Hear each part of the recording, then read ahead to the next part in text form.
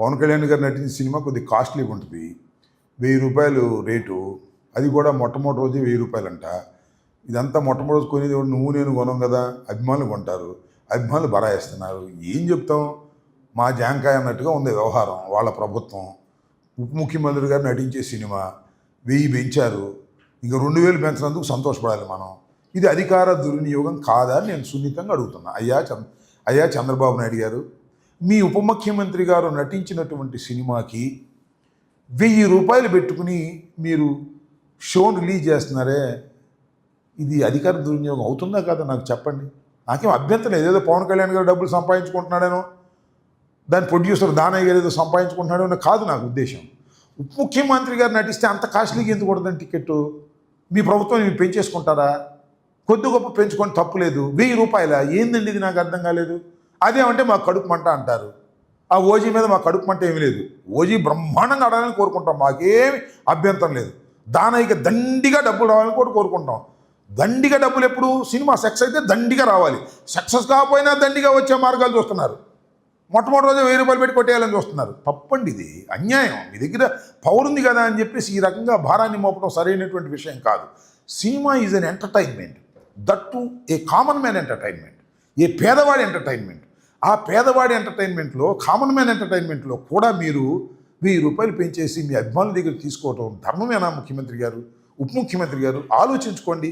ఈ రకంగా జీవోలు ఇష్యూ చేసుకుని మీరు చేయటం అనేది దుర్మార్గం కాదా? ఇది అవినీతి కాదా? ఇది అధికార దుర్వినియోగం కాదా? చెప్పండి. ఈ తప్పు మీరు చేస్తానంటే మేము చేసేదే ఉంది. మీ దగ్గర బూట్ మెజారిటీ ఉంది, 164 సీట్లు ఉన్నాయి మీ దగ్గర. అదేంటి 1000 రూపాయలు పెంచినందుకు సంతోషపడాలి, 2000 పెంచలేదని అట్లా అనుభవించాల్సిన పరిస్థితి ఏర్పడుతూ ఉంది. చాలా దురదృష్టకరమైనటువంటి పరిణామం. ఏది ఏమైనా ఓజీ బ్రహ్మాండంగా ఆడాలని, అద్భుతంగా ఆడాలని, దానయ్యకి 150 రూపాయల టికెట్ అయినా దండిగా డబ్బులు రావాలని కోరుకుంటాం తప్ప ఈ రకంగా రావడం అనేది అన్యాయం. దిస్ ఈజ్ కాల్డ్ దోపిడీ. ఈ దోపిడీ మంచిది కాదు.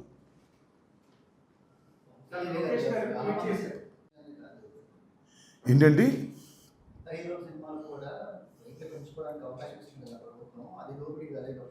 అంటే దీనికి ఇచ్చాం కాబట్టి మిగతా సినిమాలు కూడా ఇస్తున్నారనమాట. ఏదో సినిమా వచ్చింది, బాగుంది, నాకు పేరు చేతి బాగోదేమో. అదేంటది, మొన్న చూశాను, దాని పేరు ఏదో ఉంది. ఏంటి కాదయ్యా, మిరాయ్, దానికి రేట్లు పెంచలేదే. మీకు విషయం తెలుసా, నేను 10 సినిమా చూస్తాంట. మిరాయి 150కి ఇచ్చారు. మిరాయి చాలా అద్భుతంగా ఉంది, మరి దానికి పెంచలేదే. చాలా గ్రాఫిక్స్ కూడా అద్భుతంగా ఉన్నాయి. సరే, దానికి ప్రచారం నాకు ఉంటుంది, నేను చెప్తే నేను చూసి వచ్చా, అద్భుతంగా ఉంది, దానికి పెంచలేదు అబ్బాయి. అంటే ఉప ముఖ్యమంత్రిగా నడిస్తే బాగా పెంచుతారా? నాకు అర్థం కాల. సో పెంచడానికి కూడా ఒక హై బడ్జెట్ మూవీస్కి పెంచుకుంటే తప్పు లేదు, నేను కాదంటలా. కానీ ఉప ముఖ్యమంత్రి గారికి స్పెషల్ ఏంటి అంటున్నా. ఒకటే గుర్తుపెట్టుకోండి, విస్తృతంగా ప్రజలు చూడటం వల్ల డబ్బులు రావాలి తప్ప తక్కువ మంది చూసినా ఎక్కువ డబ్బులు రావాలనుకోవడం తప్పు. సినిమా హిట్ అయితే ఎక్కువ డబ్బులు వస్తాయి, సినిమా ఫ్లాప్ అయినా కూడా పీక్ తినేద్దాం అనుకుంటే తప్పు. ఇది అధికార దుర్వినియోగం. నీతి నిజాయితీగా ఉండేటటువంటి పవన్ కళ్యాణ్ గారు ఇలా చేయటం మంచిది కాదు. ఎందుకంటే ఆయన చెబుతున్నాడు కదా నీతి నిజాయితీ అని, అందుకని చెప్తాను నేను. ఆయన నీతిగా ఉన్నాడో నిజాయితీగా ఉన్నాడో ఈ 1000 రూపాయల టికెట్ దగ్గర అర్థమైపోయింది మనకి, ఇంకెక్కడ అవసరంలా. అదేమంటే మా జనసేన వాళ్ళు మా మీద పడతారు, ఇలా బోండా ఉమా మీద పడాను. మా మీద పడే ఉపయోగం చెప్పండి.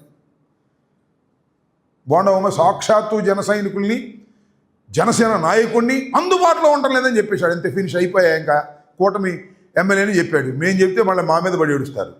దీనికి సమాధానం చెప్పుకోండి. ఊరిని టికెట్ రేట్లు పెంచుకుని డబ్బులు చేసుకోవటం కాదు నాయన, కాస్త పరిపాలన మీద దృష్టి పెట్టాలని కూడా చెప్తున్నా. ఏంటి పవన్ గారు, ఇది లోకేష్ ఏదో ఏమని, అసలు వైసీపీ నేతలు దేనిలో అన్నింటిలోనూ వైసీపీ వాళ్ళే ఉన్నారు. ఆయన లెక్క ప్రకారం రెడ్ బుక్లు అట్టా ఉంది, పరకామణిలో ఉంటారు, లిక్కర్లో ఉంటారు, అన్నింటిలోనూ మేమే పెట్టిపారేమను, కేసుల్లో పెట్టేసి లోపల దోసేయమను. అదే పనిలో ఉన్నాడు అబ్బాయి. తొందరపడి మాకు సుందరబదన ముందుంది ముసళ్ళ పండగ. అప్పుడేమైపోయింది, సంవత్సరం అయిపోయింది, ఇంకా 3.5 సంవత్సరాలు ఉన్నాయి. ఈ 3.5 సంవత్సరాలు అయిన తర్వాత ఉంటుంది భజన. మా మీద టార్గెట్ చేసి ఇష్టం వచ్చినట్టుగా తప్పుడు కేసులు పెట్టి, అన్యాయమైన కేసులు పెట్టి, పద్దాల్లోని మమ్మల్ని ఇరికించేటువంటి కార్యక్రమం చేస్తూ ఉన్నారు. ఈ కార్యక్రమానికి దీనికి మీరు ప్రతిఫలం అనుభవించక తప్పదు. లోకేష్ అయినా బాబు గారు అయినా. పవన్ కళ్యాణ్ గారు అవైలబుల్లో ఉంటున్నారు అనుకుంటున్నారా, ఉండట్లేదు అనుకుంటున్నారు? ఏంటి కోదండరామ్ గారు అన్నట్లు పవన్ కళ్యాణ్ గారు అవైలబుల్లో ఉంటున్నారు అనుకుంటున్నారా, ఉండట్లేదు అనుకుంటున్నారు? హైదరాబాద్ వాళ్ళకి అవైలబుల్గా ఉంటున్నాడు అనమాట, మనకు తెలియదు. నిర్మాతలకే ఆ మధ్య మొన్నటిదాకా నిర్మాతలకు అవైలబుల్గా లేడు నాకు తెలిసి. నిర్మాతలకు అవైలబుల్గా లేక పాపం వాళ్ళు అబోదిబోమన్నారు. ఇప్పుడు నిర్మాతలకి అవైలబుల్గా ఉన్నాడు. ఆ ఓజీ ఒకటిను ఉస్తాద్ భగత్ సింగ్ ఏదో పూజ చేస్తున్నా అంట. ఆ పూజ చేసిన తర్వాత అవైలబుల్గా ఉంటాడు. అప్పుడు దాకా బిజీగా ఉన్నట్టున్నాడు పాపం. వాళ్ళ బాధ్యత కూడా తీర్చాలి కదా.